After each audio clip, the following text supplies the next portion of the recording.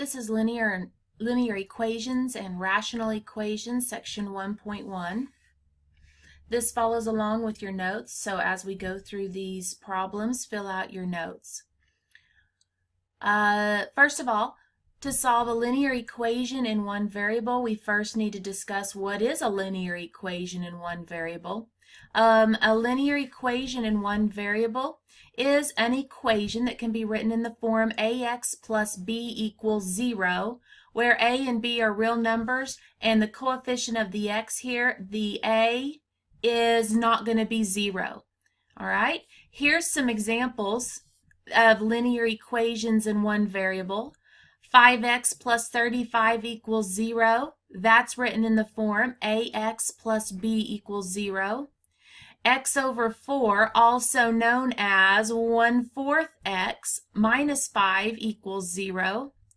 3x plus 4 equals 7. If we would subtract 7 from both sides, we could write it in the form of a linear equation above. And also this one, 0.7x minus 0.8 equals 0.1. If we would again subtract 0.1 from both sides, it would be of the form of a linear equation in one variable. This next column shows some examples of linear equations that are nonlinear equations, or they contain more than one variable. Okay, because of the 2 up here, this is a quadratic equation, not a linear equation.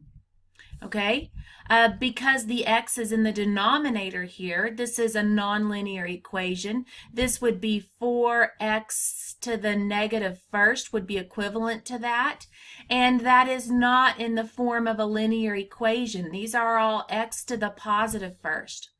This is a linear equation, but this is a linear equation in two variables, x and y. And this last one, it's not even an equation because there's not an equal sign. For properties of equality, these are what we refer to as our algebra moves to allow us to solve an equation. The addition property of equality says that you can add some quantity to both sides of the equation, and that is an equivalent expression.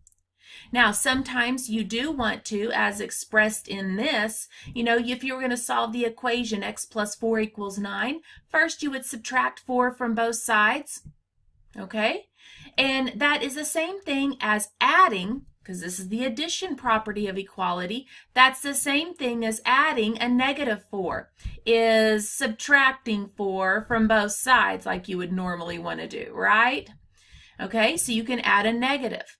We also have the multiplication property of equality that says if you know a is equal to b, if you have that equation, a times some non-zero value is equal to b times some non-zero value. That just says we can multiply both sides of our equation by some value and not change its equivalency.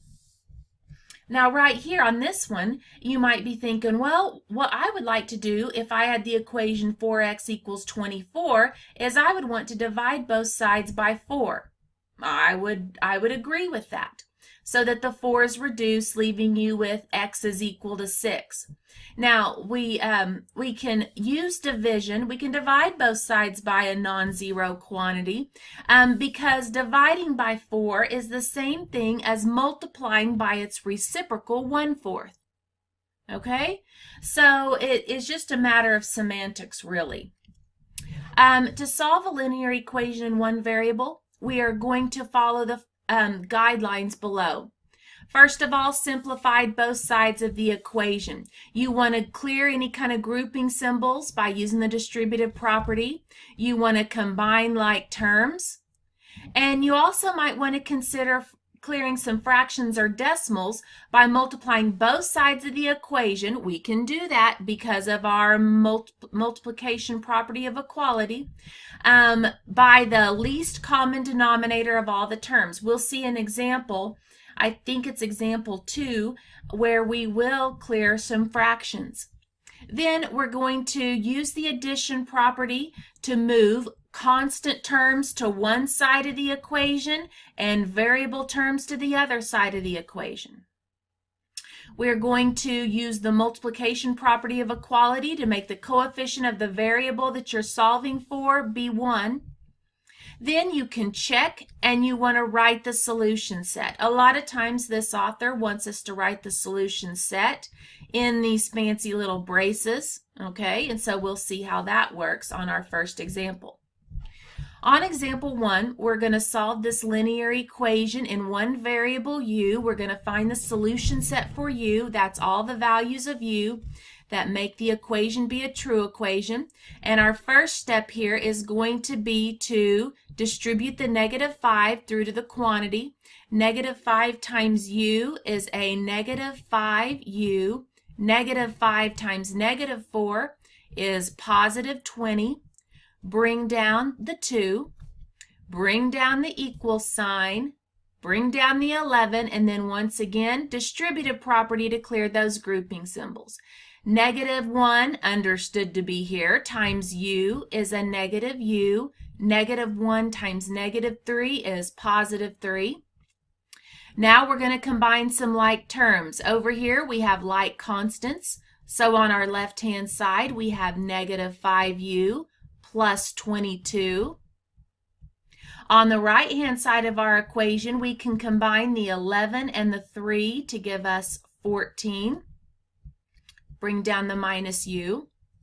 Now, we're going to gather up constants on one side and variables on the other.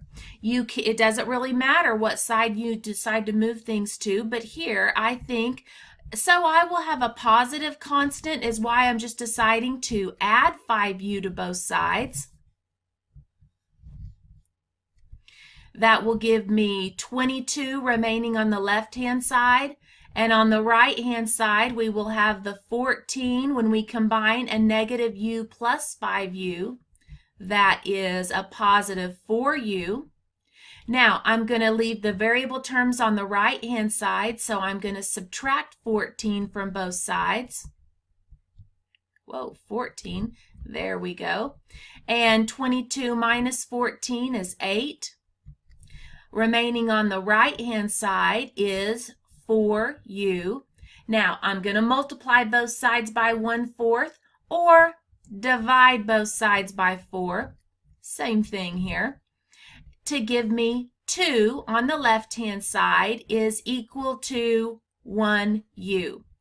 Now, a lot of times we just circle u is equal to 2 or 2 is equal to u, however you want to write that. But I think you'll see this author likes to put the solution set in the set form. So the solution set is the set of all values just consisting of 2. You could check this answer by going back up into your equation, and everywhere you had a u, you would put in a 2. Make sure that the left-hand side balances up with the right-hand side. So here we're going to have negative 5 times the quantity. 2 minus 4 is a negative 2. Then we have the plus 2 over there on the left-hand side of our equation. On the right-hand side, we're going to have 11 minus, here 2 minus 3 is a negative 1. So on the left-hand side, negative 5 times negative 2 is a positive 10 plus 2 equals 11 minus a negative 1 is the same thing as 11 added to 1. And now you can see that the solution of 2 from before is checking, because 10 plus 2 is 12. That is also what we get when we add 1 to 11. Check.